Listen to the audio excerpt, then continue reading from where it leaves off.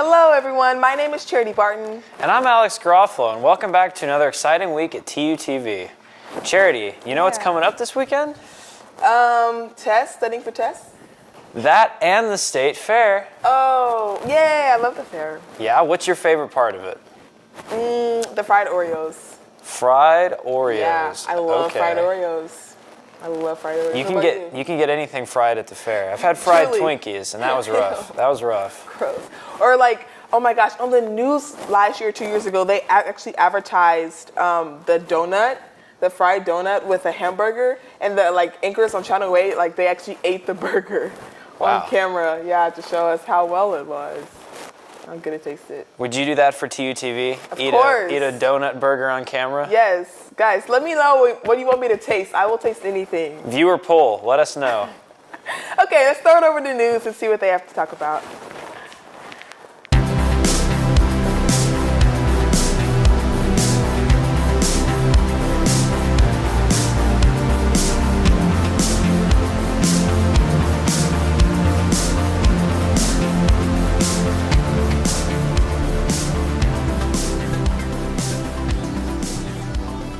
Welcome back to TUTV News. I'm Robert Steer. And I'm Sydney Allison. Let's get started. Hurricane Maria slammed into Puerto Rico on Wednesday, destroying the power and telecommunications grids and effectively cutting millions of island residents off from the rest of the world. The governor's office confirmed that 10 people so far have died as a result of the storm. Officials first saw the damage on Saturday. No cell phone towers, running water, or power. Maria washed old roads away completely and flooded new ones under many feet of water. The island's governor met with mayors and officials from all across Puerto Rico on Saturday, some describing the conditions in their communities as, quote, apocalyptic, with widespread looting. Adding to the trouble, a key dam on the Guadalajara River is dangerously close to collapse. The United States has thus far deployed 4,000 members of the Army Reserves to the island to assist in recovery efforts. London Mayor Sadiq Khan said on Sunday that it would be, quote, wrong for Britain to host President Donald Trump on a state visit. He cited some of Trump's reviews on Islam as, quote, ignorant. The two leaders have a history. Khan spoke out against Trump's proposed Muslim bans during Trump's 2016 presidential campaign. Trump claimed Khan made a pathetic excuse when telling Londoners to not be alarmed by increased police presence on the streets since attacks in June. Prime Minister Theresa May has said the state visit is still planned. Khan posited that he thought this was a wrong move. He concluded, quote, I sometimes think people are ignorant, later adding that he saw it as his job to educate them. Mound's Oklahoma Police Chief Antonio Porter will stop posting religious-themed content to the agency's Facebook page amidst backlash. The Mounds Police Department came under fire from the ACLU, which claimed the department promoted Christianity without discussing the merits of other religions. ACLU of Oklahoma Legal Director Brady Henderson says the department's post violated the U.S. and Oklahoma constitutions against government officials establishing a state religion. Chief Porter will move the post to a new page called Mounds Pastoring Devotionals, since the response he's received convinced him that his, quote, message is important to many and worth sharing with others. He went on to say in a Facebook post that, quote, I would never want the place of my town at risk for any claim or fight, and instead would rather focus on the positive that was intended. A leading expert said modern society is experiencing a, quote, catastrophic sleep loss epidemic. Professor Matthew Walker, director of the Center for Human Sleep Science at the University of California, Berkeley, claims sleep deprivation affects, quote, every part of our biology.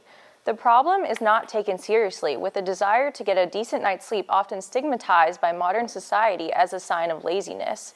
Walker insists on getting 8 hours of sleep every evening. Scientists define sleep deprivation as anything less than 7 hours per night.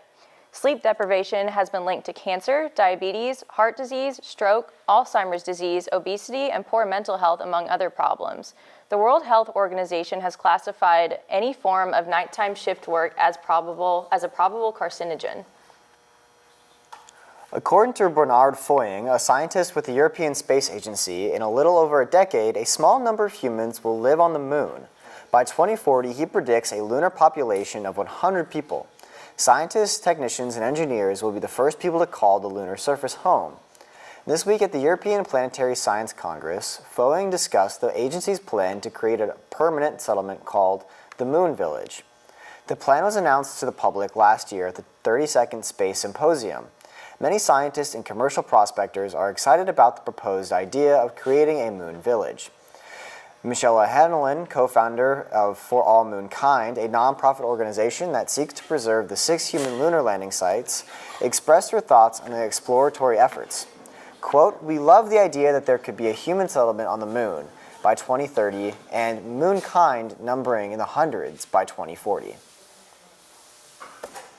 So that seems pretty cool that we could have people on the moon in like 13 years. Yeah, I didn't think that I would ever see anything like that in my lifetime. Yeah, I mean, I wonder how probable it's going to be. I guess it all depends on funding and I guess government drive to do that. But that would be really cool to see. I don't think I'd personally want to go. I think I like water and atmosphere a little too much to go. So I agree. yeah, would you go if someone offered? No. No, you wouldn't get on the rocket. Absolutely not. Yeah, probably not. No. Cool. Well, that's all the time we have left today. Thank you for joining TUTV News. I'm Robert Steer. And I'm Sydney. See you next week.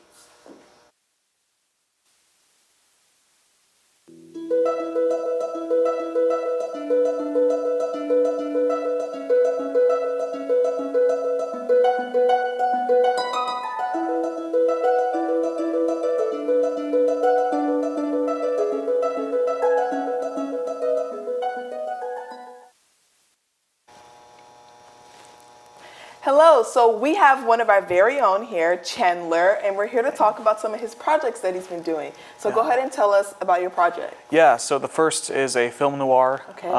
So that, for if you don't know, is a 1940s, 50s crime drama, black and white, smoke, cigars, Gotcha. trench really coat, cool, fedora. laid back style. Okay. Yeah. So I made one in 2015 called Pawn, and I'm making a web series in December. That's a prequel to Pawn. So I have a lot of the same Cool. cast back and crew back, like Brandon Jerome Jones, who's the lead detective, Tom Lester. Nice. So yeah, that's really exciting. Yeah, it I'm is. looking forward to that. And then the second project is what we'll be kind of showing today after this interview, I think, and that's a project on W.E.B. Du Bois. He was an African-American historian and activist, and the project is about his relationship with Kwame Nkrumah, who was the Ghanaian president, the first Ghanaian president of the Independent Republic of Ghana in 1960. Okay, so let's talk about your first project. Yeah. Okay, so what gave you the idea to want to produce a noir film? Well, I've always liked the genre, Okay. just aesthetically. It's kind of Yeah. cool. It's like the Yeah, it nice is. black and white contrast of the light and the shadow in cinematography. And I kind of had a desire to try to implement some more modern social Okay. concepts in it, because noir is 60 years old, so it's Right, kind of yeah. backwards a Bit bit, dated. So yeah. Did you find yourself going up against any constraints or restrictions producing this film with your cast or your crew? I mean, a bit just because it was a student film, but honestly, I was really happy with the way it turned out overall. We have some beautiful shots, the high contrast lighting. So yeah, I think it was overall pretty fun, what we expected. So yeah. That's good. And this prequel that Yeah. you're going to produce Yeah. soon, tell us a little bit more about it. Can you? Yeah, Okay. sure. So the first story is about Detective Tom Lester tracking down the gangster Walter Rose and trying to kill him, but he's betrayed. So this goes back previous in the investigation, and it talks about all his lead up into discovering Walter Rose and trying to take him down early on, and then kind of sets up his betrayal by Vicky Rose, Walter's Gotcha. wife, later on. So yeah. Fun. Okay, Yeah. so let's move on to your second project now. Yeah. So what made you want to focus more on the relationship between... Yeah, so there's a lot of literature on Du Bois by himself, and he's obviously a very accomplished author and has written dozens of works, and the same could be said of Nkrumah. So there's a lot of scholarship on them individually and on their ideas about Pan-Africanism and socialism, but there isn't much about their relationship together, their work together. And so I kind of wanted to try to fill that gap with a research paper I wrote, then I turned that into a video project. So that was kind of the main goal behind that. Yeah. Did you have any, again, more constraints with the writing or the research of it, or did you not because there was just so much out there already? Well, I guess just so much of the research previous was dominated on them, on their own individual work. I guess it was kind of hard to find some of the stuff. A lot of their correspondence is very limited until the end of Du Bois' life, because he ends up going to Ghana where Kwame Nkrumah is, and they kind of had a lot more correspondence and discussion there. Yeah. But previous to that, they were pretty separated, even though they kind of had a deep-set respect for one another. Gotcha. So, last question. I Yeah. want to know, what did you learn about the relationship that you really liked? Yeah, so I was kind of surprised that they were actually like really, really good friends, not just like, respect for each other as contemporaries in Pan-Africanism, but they became really good, deep friends by the end of it. There's a story in one of the books I read that is about Du Bois' 95th birthday, and it's held in Ghana because that's where he is at the time. And he, as Kwame Nkrumah is leaving the party, Du Bois pulls Nkrumah aside and just like kind of says, just thank you for letting me finish out my life here, because he was banned from the United States because of his socialist beliefs. Wow. And Du Bois, it says that Du Bois left that party in tears. So yeah, so that was a touching bit. That was Yeah. good. Okay, so I believe, do we still have time to watch this movie? Like, I want to see the prequel. Okay, perfect. On February 23, 1963, a gathering was held in Ghana to celebrate African-American intellectual and Pan-Africanist W.E.B. Du Bois' 95th birthday and his recent Ghanaian citizenship. 2 years prior, Du Bois had traveled to Ghana at the behest of the Ghanaian president Kwame Nkrumah to lead a special research project, the Africana Encyclopedia. In Du Bois' own words, an encyclopedia, not on the vague subject of race, but on the peoples inhabiting the continent of Africa. soon after traveling to Ghana in 1961, the elderly Du Bois became ill and decided to celebrate Ghana and its dedication to Pan-Africanism by becoming a Ghanaian citizen and spending the last days of his life in the country. As the celebration of Du Bois' birthday and citizenship came to a close, President Nkrumah turned to leave the festivities, but was stopped by the elderly Du Bois. Du Bois reached for his hand and held it tightly. He thanked Kwame Nkrumah for making it possible for him to finish his life in Africa. The first president of the Republic of Ghana took his leave in tears. W.E.B. Du Bois passed away later that year. At first glance, the relationship Du Bois and President Nkrumah shared appears deceptively simple to classify and describe. In Du Bois, Nkrumah found a brilliant intellectual and African civil rights activist responsible for the sustainment of positive ideas regarding civil rights, decolonization, and Pan-Africanism, which is the social and political unity of all African natives. In Nkrumah, Du Bois saw a passionate African political leader capable of implementing radical Pan-Africanist and socialist ideals. While the men did not meet until the 5th Annual Pan-African Conference in 1945, the writings of the much older Du Bois and those of other key 20th century Pan-Africanists had already helped to inspire Nkrumah. In the mid-1950s, Nkrumah would successfully implement Pan-Africanist ideas when forming the Independent Republic of Ghana. Unfortunately, discussing the particulars of their relationship beyond this simplistic classification is difficult.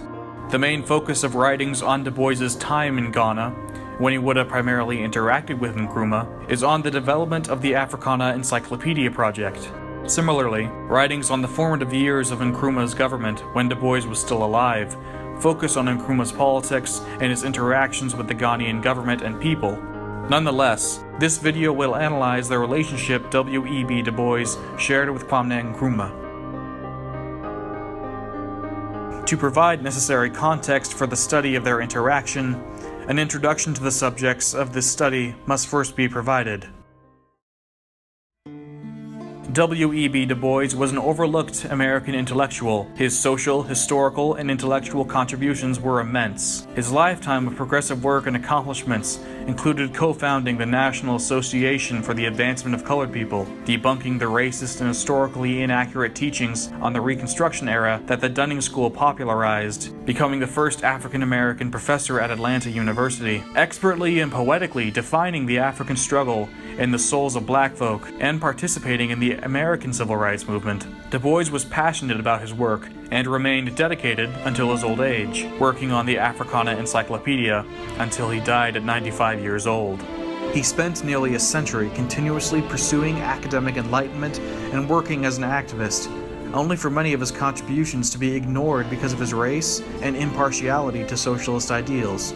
He passed away on August 27, 1963, a day before Martin Luther King Jr.'s historic march on Washington, D.C. Before King gave his speech at the Lincoln Memorial, Du Bois's death was announced to the gathered crowd. Inspired by his study of Pan-Africanists at school, including Du Bois, the far younger Kwame Nkrumah led a life of activism, pursuing the end to British imperialism in Ghana, and eventually gaining control of the Ghanaian government in 1952.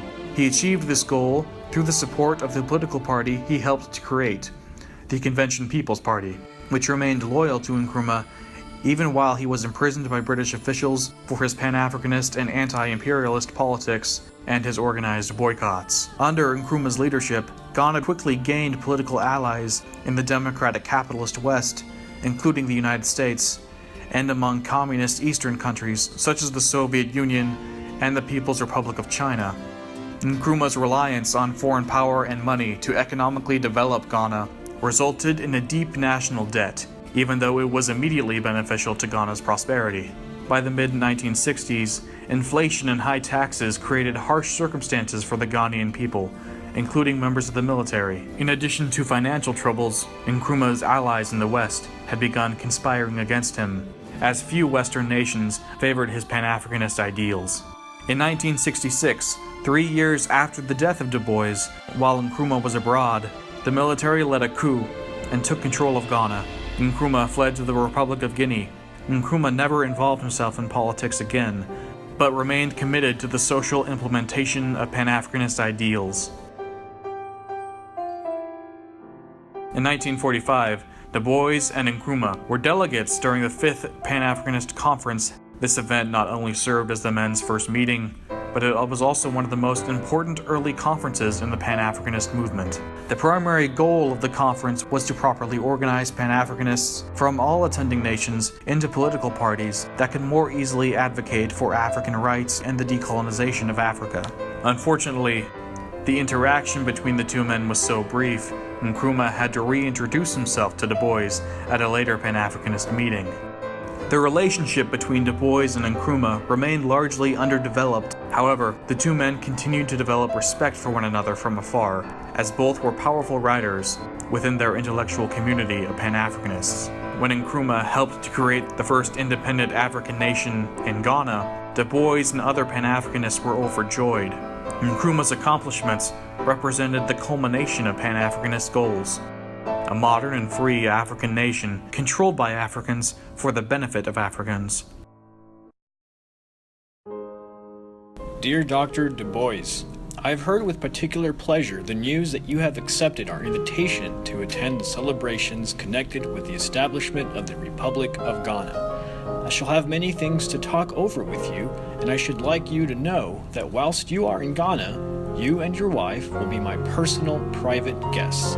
I sincerely hope that you are enjoying very good health and that you are looking forward to this visit to Ghana with as much pleasurable anticipation as I and your many friends are. Yours very sincerely, Kwame Nkrumah. In the mid-1950s, when Du Bois was nearing 90 years of age, Nkrumah reached out to Du Bois, requesting he attend the festivities related to Ghana's independence. After Du Bois arrived in Ghana, Nkrumah approached Du Bois, requesting that he head a new research project about the history of the African race, the Africana Encyclopedia. The project began as an adaptation of a previously uncompleted project of Du Bois that focused on the history of Africa. Under Nkrumah's eye, the project evolved. The encyclopedia hopes to eliminate the artificial boundaries created by this continent by colonial masters. Designations such as Britain Africa, French Africa, Black Africa, and Islamic Africa too often serve to keep alive differences which in large part have been imposed on Africans by outsiders. Rather than needlessly classify Africa by the various European countries and religions that continued to dominate the continent, Du Bois and Nkrumah desired to represent a unified Africa. Du Bois continued to work on the Africana Encyclopedia with Nkrumah's support until he became ill. As his health failed him, Du Bois spent the last months of his life content in Ghana, witnessing the result of nearly a century of Pan-African activism as enacted by Kwame Nkrumah. The kinship and respect between Du Bois and Nkrumah is clear in their written exchanges with each other regarding the Africana Encyclopedia and the reverent manner in which they address each other, especially as Du Bois's health declined. In Du Bois, Nkrumah found a brilliant intellectual capable of supporting and celebrating Pan-Africanism through the newly independent Ghana. In Ghana, Dr. Du Bois received all the honors and considerations which had been denied him in his own country. Du Bois found appreciation in Ghana and an opportunity to continue studying and working for social growth after his departure from the United States. In Nkrumah specifically, Du Bois found a like-minded individual who was politically unafraid and dedicated to the ideals of Pan-Africanism. Upon the death of Du Bois, Nkrumah addressed Ghana on the radio, describing Du Bois as not only a father figure and a legend in the field of Pan-Africanism, but also as a friend. Dr. Du Bois is a phenomenon. May he rest in peace.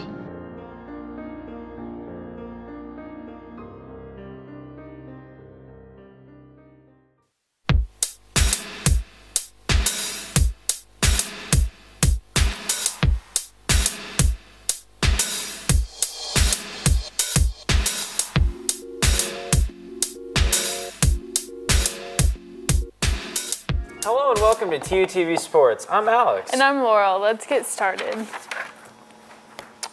The Tulsa men's soccer team earned a 1-0 victory against 19th-ranked SMU on Sunday. The full 90 minutes expired with neither team scoring a goal, forcing the game into overtime. Just 4 minutes in, Tulsa's Miguel Velasquez sent a corner kick to defender Gustavo Vargas, who scored the winning goal. The win moves the Golden Hurricane to 3-3-1 on the season and puts the Mustangs at 6-2 overall. Tulsa returns to the pitch on Friday, September 29th against the Yukon Huskies in Storrs, Connecticut. The Tulsa women's soccer team also defeated SMU this weekend with a final score of 3-2. Tulsa senior Christina Holmes scored the winning goal just 10 seconds into the first overtime period. The Golden Hurricane moved to 3-7-2 on the season, while the Mustangs fell to 4-3-3. Head coach Kyle Cusson said, quote, "It was a true team effort. The women's soccer team will return to action on Thursday, September 28th against UCF in Orlando, Florida." The Tulsa women's golf team shot a round of 273 at the Par 71 Belmar Golf Club in Norman, Oklahoma. Tulsa currently sits in 15th place at the Schooner Fall Classic, holding a total score of 599. Alabama is currently in the lead with a score of 562. Texas A&M and Florida are just 8 strokes behind. Tulsa juniors Johanna Samuelson and Olivia Jackson lead the team with identical scores of 149, placing both in 54th place overall. The final round will take place on Monday. The Tulsa football team suffered a narrow defeat against New Mexico on Saturday in front of 18,000 fans at H.A. Chapman Stadium. New Mexico's Jason Sanders kicked a 53-yard field goal just as time expired to give the Lobos the 16-13 victory. This is TU's second consecutive loss by a last-second field goal. The Golden Hurricane were outgained by New Mexico 446 yards to 286, while Tulsa's D'Angelo Brewer earned his third 100-yard rushing game of the season and the 12th in his entire career. Here are a few highlights from the game.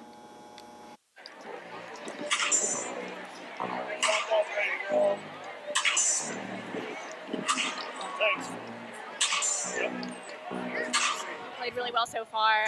We've had a really strong performance from the offense, and I think our defense is going to perform really strongly.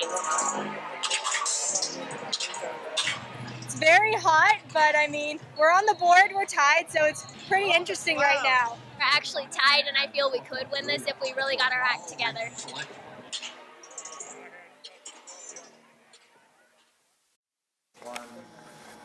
Well, Laurel, that's some interesting commentary from the student section. Quote, we're on the board, it's hot, but it's interesting and we could possibly win. I love the confidence our students have in our football team. Did you go to the game on Saturday? Yeah, I did actually. I did too. It was fun. I feel like I sweat out a few pounds.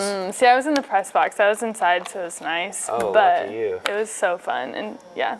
Us plebeians down on the bleachers were boiling. Wow. It was a good game, though. It was.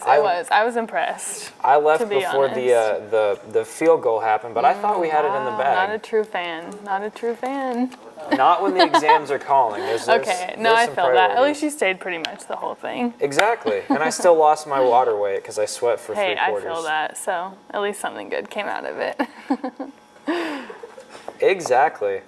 Well, folks, looks like that's all the time we have this week on TUTV Sports. I'm Alex. And I'm Laurel. Thanks again for joining us.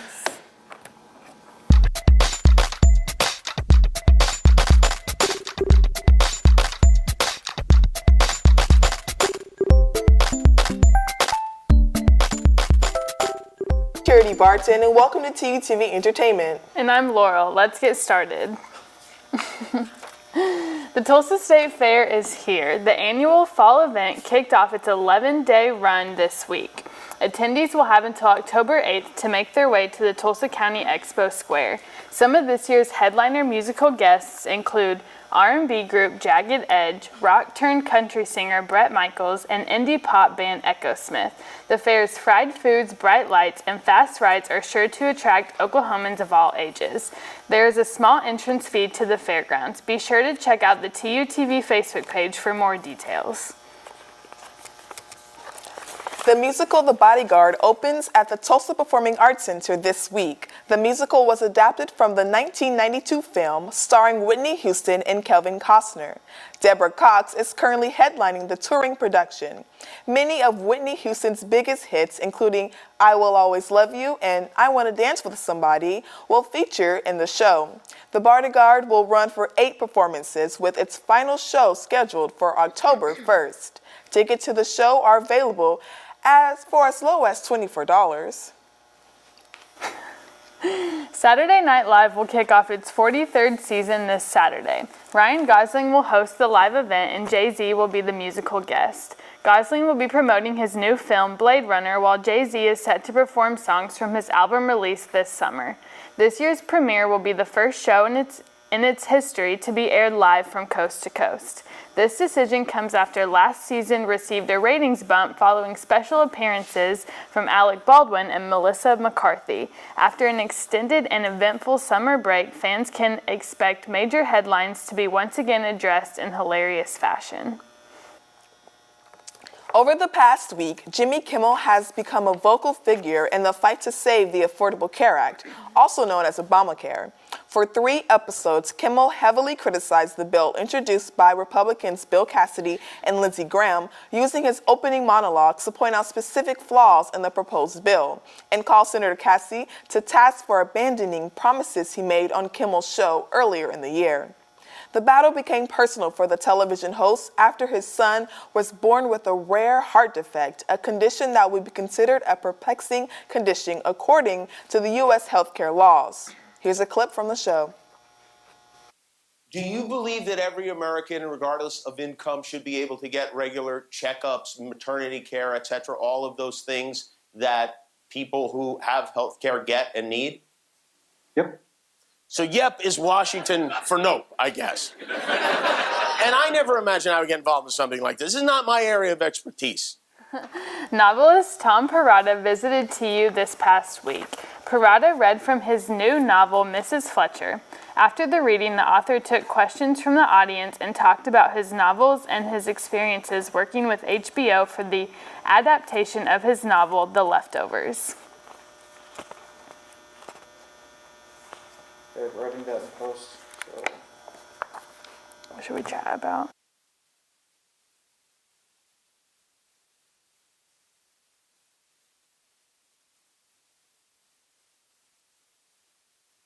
Okay. Do you plan on attending the Whitney Houston show this weekend? I do Next not. weekend? Do you? Yeah, why not? It's a very big deal. Honestly, Honestly. her life was very incredible, and that movie was also really cool. And I love the performances, and I'm just looking forward to listening to all the people who have great voices coming to perform. Where's especially it for at? Tulsa. Pacey. Okay. Performing Arts Cool. Center. That's so exciting. Yeah, truly. Honestly. What about the fair? Yeah, I'm probably gonna go to the fair. I'll probably go more than once, to be honest, because there's so much to. I just like the food mainly. Yeah, I don't really yeah. care about the rides. What about the environment? I like that. I like to people watch. It's like the main thing I like to do at the fair because there's so many like weird people and like you see all kinds Everyone of different comes out. Honestly, are you gonna go to the fair? I'm thinking about it. I just don't want to be cold, but how our weather's been turning up, maybe not have to worry about it. That's true, honestly. Stay tuned next week to UTVers. I'm Charity Barton. And I'm Laurel. Thanks for joining us. Lead in. Hello and welcome back, everyone. I'm Charity. And I'm Alex. Charity, you want to talk to the viewers about your forehead?